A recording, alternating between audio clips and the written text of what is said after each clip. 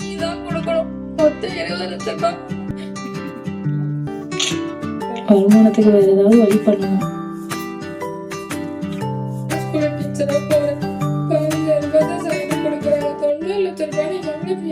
பணத்தை வாங்கி நான் வைக்கலடி, அது தாமஸ் கிட்ட தாண்டி கொடுத்தேன். எம்எல்ஏவுக்கு அடிக்கடி போன் பண்ணி டார்ச்சர் பண்றாங்க. சொன்னா தப்பா நினைப்ப? நினைக்க மாட்டேன், சும்மா சொல்லு.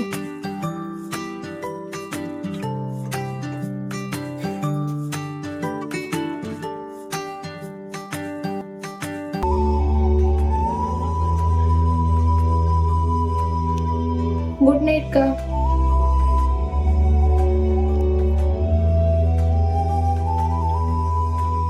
கேட்டேன், அவர் சட்டசபைக்கு போற அவசரத்துல தூக்கி தந்தார் 90 லட்சம் ரூபாய். வாங்கி கொடுத்ததோடு சரி.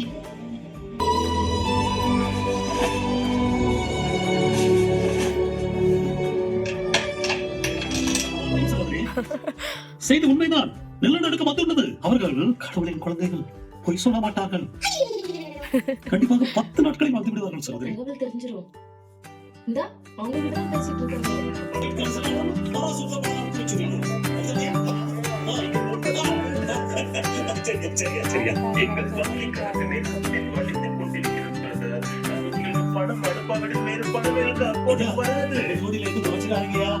இந்த நாட்டோட ஏழை குழந்தைங்களும் நாங்க பணக்காரங்களாக்கணும். எங்கள் நோக்கம் அப்ப எப்போது பண்ணிடுவாங்க?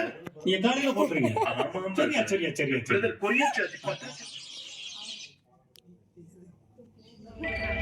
ஒரே ஒரு இடம், நல்ல இடம் பாப்பா கல்வி வச்சாச்சு. அண்ணாச்சி இப்ப உடனே உங்களை பார்க்க வரோம். ஒரு முக்கியமான திட்டம் இருக்கு. சரிம்மா மாமா வீட்டுல தான் இருக்கேன். காசு வந்துட்டுல நீ எல்லாரும் வருவா. அவ கடக்க சேர போட்டு உட்காருமா. சரி அண்ணாச்சி. ஐயா, நேத்து ஒரு தரிசனம் கண்டேன். இந்த தீர்க்க தரிசனமாக உங்களிடம் அறிவிக்க வந்துள்ளேன். என்னை போக வழியில் இறக்கி விட்டு விடுங்கள்.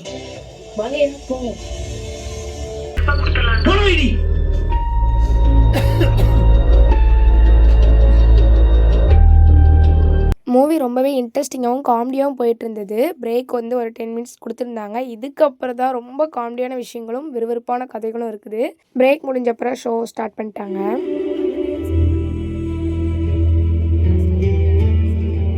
அனுப்பிட்டேன்.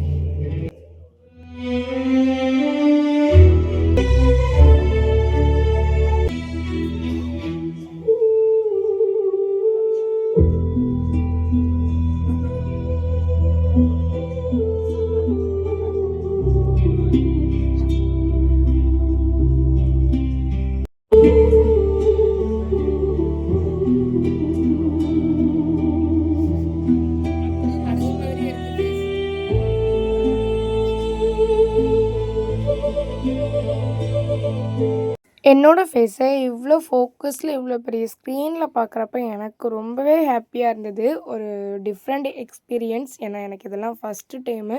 ஸோ பட் ரொம்ப ஹாப்பியாக இருந்தது. ஸோ இதெல்லாம் என்ன நடந்தது, என்ன சீன் அப்படிங்கிறத நீங்கள் கண்டிப்பாக பாருங்கள். நம்ம தூத்துக்குடி கேஎஸ்பிஎஸ் தியேட்டர் தான்.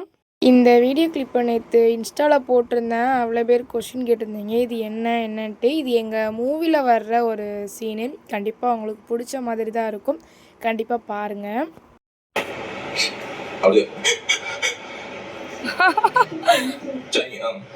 இது என்னன்னு பார்த்தீங்கன்னா, ஷூட் பண்ணிகிட்டு இருக்கிறப்ப நாங்கள் வந்து சிரிச்சிருவோமா, அதெல்லாம் வந்து கலெக்ட் பண்ணி கடைசியில் போட்டிருந்தாங்க. ஸோ அதெல்லாம் பார்க்குறப்ப ரொம்ப சூப்பராக இருந்தது. எங்களுக்கே வந்து சர்ப்ரைஸாகவும் இருந்தது.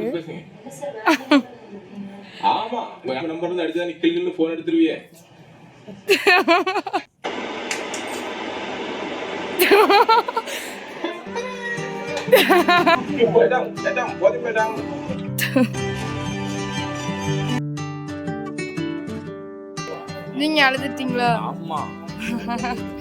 மூவியில் 4:30 மாதிரி ஆக்டிங் இருந்திருக்கும். ஸோ அதை பார்த்து வந்து சாருக்கே அழகு வந்துட்டாமா. ஸோ அதை தான் மூவி முடிஞ்சதுக்கப்புறமா ஷேர் பண்ணாங்க.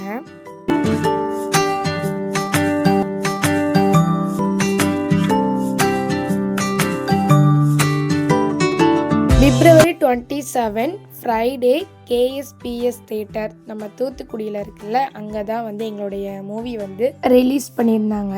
ஸோ அதை பார்க்குறதுக்கு ஃபஸ்ட்டு ஷோக்கு நாங்கள் மட்டும்தான் போயிருந்தோம். அதாவது சட்டங்கள் ஆயிரம் படத்தில் நடித்த நாங்கள் மட்டும்தான் போயிருந்தோம்.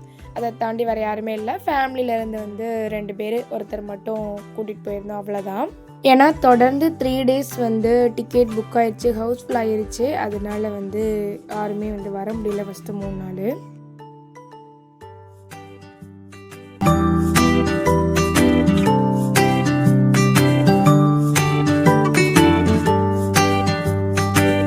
எனக்கு கை கொடுக்குறாங்க இல்லையா, இந்த சார் தான் நம்ம மூவியில் வர சாங்கை வந்து எழுதுனது.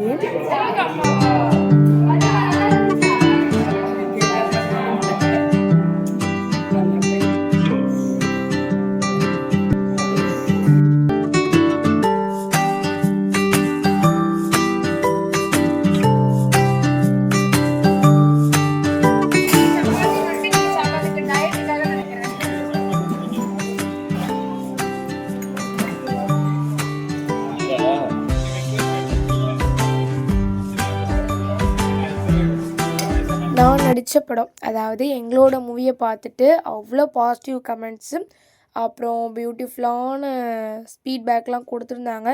ஸோ அதெல்லாம் கேட்ட உடனே அப்படியே ஹார்ட்லாம் ஜில்லுன்னு ஆயிடுச்சு.